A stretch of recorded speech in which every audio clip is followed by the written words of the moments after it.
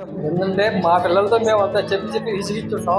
లాస్ట్లో ఫైనల్గా ఎదుగుబాటు చేసుకుంటున్నాము. మా పిల్లల్ని కొట్టినంత విధిగా వీళ్ళని కొంచెం డిమాండ్ చేయలేము. కొంచెం దగ్గరగా గారాబంగా చూస్తాం వల్ల అందువల్ల గట్టిగా చెప్పలేము. తగ్గట్టు ఇట్లా కొంత చెయ్యాక పిల్లల మీద ఆశ కలుగుతుంది. అసలు కన్నా వడ్డీ ముఖ్యం అంటారు కదా, అట్లా అన్నమాట.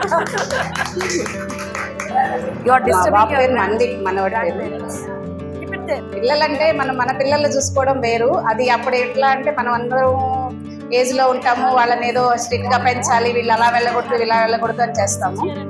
మనకు పెళ్ళైన తర్వాత మనకు వాళ్ళు ఒక వరం అంతే. వాళ్ళు ఏంటంటే మనకు చాలా వాళ్ళు మన చేతిలో పెట్టగానే ఏదో పెద్ద గిఫ్ట్ అనుకుంటాం అనమాట.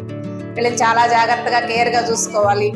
వీళ్ళకి ఏం అంటే వాళ్ళ మదర్ వాళ్ళ అన్నా కూడా మనము ఏమన్నా ఇబ్బంది లేదు, కానీ వాళ్ళంటే మనకు బాధ వేస్తుంది అనమాట. కాబట్టి వాళ్ళని చాలా కేర్ఫుల్గా వాళ్ళు టైంకి తిన్నారో లేదో, పిల్లలు బాగా చూసారో లేదో, వీళ్ళు సరిగా పెట్టారో లేదో అనుకుంటామని. అందుకని మన దగ్గర ఉంటే మనం చాలా హ్యాపీగా ఉంటాం. వాళ్ళని చూడగానే మనకి ఎన్ని బాధలున్నా హ్యాపీగా వెళ్ళిపోతాయి.